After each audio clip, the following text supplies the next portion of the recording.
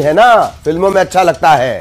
Sunita Williams और उनके साथियों की धरती पर वापसी का सफर इतना भी आसान नहीं। हालांकि फुल प्रूफ प्लानिंग जो होगी, ट्रैक रिकॉर्ड है, उससे सब कुछ ठीक रहने की उम्मीद की जा रही है, लेकिन ऐसा नहीं है। इससे पहले भी आपने देखा, इससे पहले भी इसी तरह की उम्मीद थी। कुछ चुनौतियां हैं जो उनके सामने आ सकती हैं। ऐसे में पूरी दुनिया से बस यही दुआ हो रही है कि मिशन का ये जो फेज है वो सही तरीके से पूरा हो जाए। चुनौतियां जान लीजिए, चुनौतियां जान लीजिए। चुनौती नंबर 1, धरती के ऑर्बिट में री एंट्री। इसका एंगल एकदम सही होना चाहिए, तब बहुत ज्यादा प्रेशर रिलीज होता है। चुनौती नंबर 2, स्पीड कंट्रोल करने वाले ड्रैगन के 16 स्पीड थ्रस्टर्स। थ्रस्टर मोटा मोटी समझ लीजिए एक्सीलरेटर और हैंडल का मिलाजुला रूप, वो एकदम सही होने चाहिए, परफेक्ट। चुनौती नंबर 3, 6 ड्रैग पैराशूट्स का सही समय पर खुलना। यह आखिरी स्टेज होगी स्प्लैश डाउन से ठीक पहले। पैराशूट्स खुलेंगे और वो रफ्तार को कम करेंगे, उनका सही समय पर खुलना, यह एक बड़ी चुनौती रहेगी। इस तरह की स्थितियां हैं। इन सब के बीच सभी को उम्मीद है कि सुनीता और उनका पूरा क्रू 9 वो सकुशल वापसी करेगा।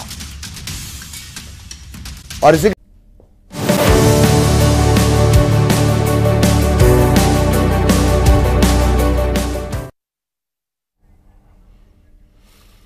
तो सुनीता विलियम्स, बुच विल्मोर के साथ 2 और एस्ट्रोनॉट, क्रू 9, ये वो ग्रुप है जो वहां फंसा हुआ है। क्रू 9 के साथ धरती पर लौट रहे हैं। तकरीबन 9 महीने बाद धरती पर मिशन के बाद ये वापसी हो पा रही है। कल फ्लोरिडा के बीच पर स्पेस क्राफ्ट ड्रैगन की लैंडिंग तय की गई है। तो आखिर ये जो एस्ट्रोनॉट थे वो कैसे फंसे हुए थे, पहले उसे समझ लीजिए। आखिर ये एस्ट्रोनॉट कैसे फंसे हुए थे, पहले वो उसे समझ लीजिए, समस्या समझ लीजिए, समाधान आपको वैसे ही क्लियर हो जाएगा। तकरीबन 8 दिन के लिए ISS इंटरनेशनल स्पेस स्टेशन वाला ISS नहीं है, ये इंटरनेशनल स्पेस स्टेशन में गए थे सुनीता और बुच, क्रू 9। स्पेस क्राफ्ट में खराबी के बाद ये 9 महीनों तक फंसे रहे और अब ड्रैगन स्पेस क्राफ्ट से वापसी होगी। आप लोग जज्बाती हो जाते हैं, एक बात ध्यान रखिए, यह विशुद्ध व्यावसायिक मिशन है। अब जो क्रू वापस लेकर आ रहा है, जो ड्रैगन स्पेस क्राफ्ट है, वो अपने एलन भैया का, एलन मस्क का।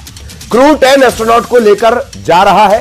क्रू 10 वहां पर रुकेगा और क्रू 9 वहां से वापस आएगा।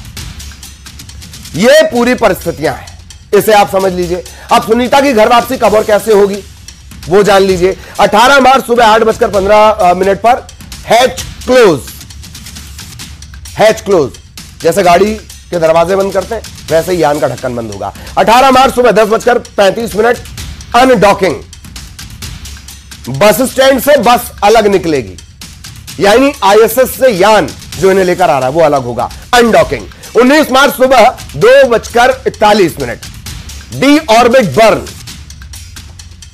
वायुमंडल में यान प्रवेश करेगा, वहां से निकल लेगा, वायुमंडल में एंट्री होगी इसकी। 19 मार्च सुबह 3:27 स्प्लैश डाउन, समुद्र में यान की लैंडिंग होगी। ये 4-5 स्टेप उतनी आसान होंगी नहीं, कई रिस्क है इसमें भी।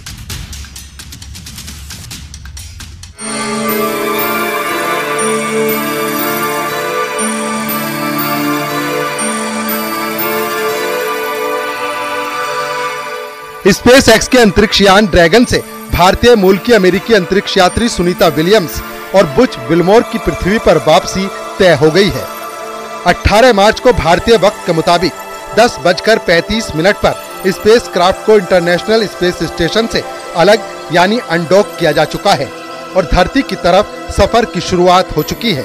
ड्रैगन की अनडॉकिंग कई फैक्टर्स पर निर्भर करती है।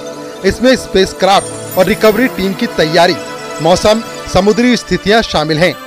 नासा और स्पेस क्रू की वापसी के करीब स्प्लैश डाउन स्थान की पुष्टि की जाएगी, यानी स्पेस क्राफ्ट की समुद्र में लैंडिंग की जगह सुनिश्चित नहीं की जा सकती और ये कई फैक्टर्स पर निर्भर करेगी। इस पे वैज्ञानिकों को मानव जीवन पे जो माइक्रो ग्रेविटी का प्रभाव होता है उसको अध्ययन करने का एक अच्छा मौका मिलेगा, क्योंकि उन्होंने 9 महीने तक उन्होंने अध्ययन किया है, बहुत लंबा अवसर रहता है। तो ये माइक्रो ग्रेविटी का मनुष्य पे क्या प्रभाव पड़ता है इसको समझने में लोगों को सुविधा मिलेगी। सुनीता विलियम्स और बुच विल्मोर ने 5 जून 2024 को टेस्ट फ्लाइट स्टारलाइनर से ISS के लिए उड़ान भरी थी। वहां 8 दिन गुजारने के बाद उनकी वापसी थी, लेकिन स्पेसक्राफ्ट में खराबी की वजह से ये अटक गई। नासा ने विल्मोर और विलियम्स की वापसी के बारे में सारी जानकारी भी साझा की है। 18 मार्च सुबह 10:35 पर ISS से ड्रैगन स्पेसक्राफ्ट अलग हुआ। 19 मार्च सुबह 2:41 पर धरती वायुमंडल में स्पेसक्राफ्ट की एंट्री होगी। 19 मार्च सुबह 3:27 पर स्प्लैश डाउन यानी समुद्र में स्पेसक्राफ्ट की लैंडिंग होगी। वापिस आने का समाचार से आनंद तो होता है, पर मन के अंदर एक अलग प्रकार का भाव भी उत्पन्न होता है, और वो भाव ऐसा है कि हमको थोड़ा परेशान कर दे। जब तक वो धरती पर नहीं वापिस आएगी वहां तक हमको चैन दे। उनको जो आने का आनंद है वो सच बात है, पर जब वो धरती पर आ जाए और हेल्दी रहे, बस यही हमें विश हमारी दौलमा को और सभी भगवान को हम प्रार्थना करते हैं। भारतीय समय के अनुसार 19 मार्च 2025 को पूरी टीम की वापसी होगी, तो तब तक सुनीता विलियम्स अंतरिक्ष में कुल 286 दिन बिता चुकी होंगी। इसके साथ ही वो एक यात्रा में तीसरी सबसे ज्यादा दिन तक ISS पर रहने वाली महिला वैज्ञानिक बन जाएंगी। अंतरिक्ष में फंसे एस्ट्रोनॉट सुनीता विलियम्स और बुच विल्मोर 9 महीने 13 दिन बाद पृथ्वी पर वापस लौट रहे हैं। उनके साथ इंटरनेशनल स्पेस स्टेशन में मौजूद क्रू 9 के 2 और एस्ट्रोनॉट निक हेग और एलेक्सांद्र गोरबुनोव भी स्पेस स्टेशन से धरती के लिए रवाना हुए हैं।